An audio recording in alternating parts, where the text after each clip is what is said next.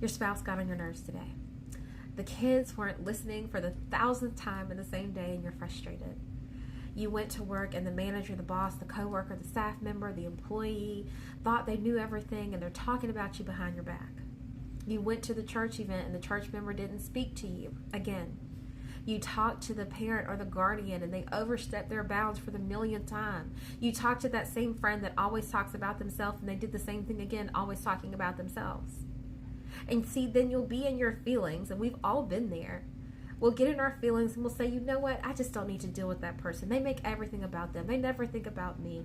It's all about them. I need to set stricter boundaries. I need to have more borders and more walls. And you see, when we get in those places and spaces, we end up seeing it from the lens of our flesh and the world instead of seeing it through the lens of God. So what I find myself doing as God has continued to transform me is I'll ask God to see it through His lens.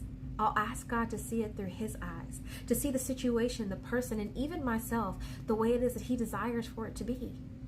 And when I do that, I'm able to crucify my flesh and show the love of God, the mercy of God in that situation. Does that mean I'm a doormat? No. Does that mean that I don't operate in wisdom? No. Because there are times you still have to have levels of boundaries in those situations, but there will be healthy boundaries given to you by the Lord. So I want to give this message and blessing of encouragement for someone today.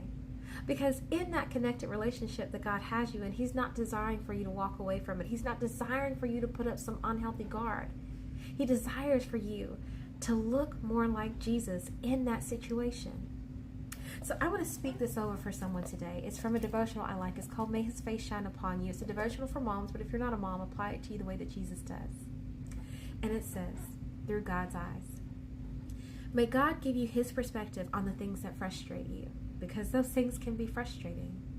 And may your heart of compassion grow even more for those who are suffering in unimaginable ways, because sometimes when we see through the Lord's lens, through His eyes, we can see the hurt and pain of the other person. May you pray as passionately for them as you do for yourself.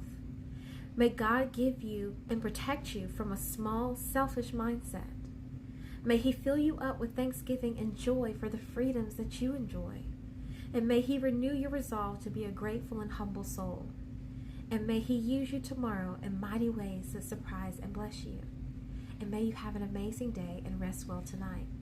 And from the book of Romans, chapter 12, verse 12, from the NIV version, be joyful in hope, patient in affliction, and faithful in prayer.